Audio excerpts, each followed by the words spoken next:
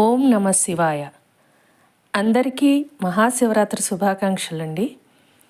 ఇప్పుడు మేము గుప్త కాశీ విశ్వనాథ్ టెంపుల్లో ఉన్నాం.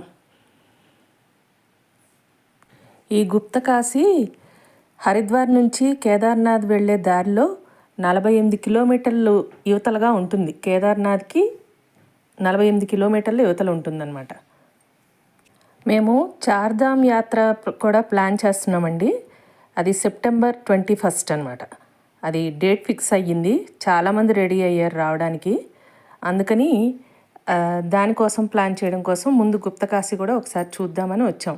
ఎందుకంటే ఇప్పుడు చార్ధామ్ ఓపెన్ ఉండదు కదా, గుప్త కాశీ వరకు వచ్చామన్నమాట. ఈరోజు మహాశివరాత్రి, స్వామివారిని గుప్త కాశీలో దర్శనం చేసుకుందామని వచ్చాము. సో అందరూ మీరు కూడా మాతో పాటు దర్శనం చేసుకోండి. మణికర్ణికా కుండ్, యమున, గంగా. ఇది విశ్వేశ్వరుడిది మందిరం.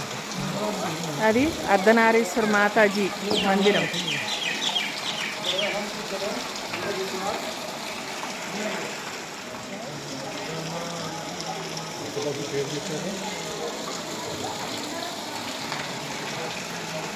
పాండవులు శివుడిని వెతుక్కుంటూ ఇక్కడికి వచ్చినప్పుడు శివుడు ఇక్కడ గుప్తంగా ఉండిపోయాడంట.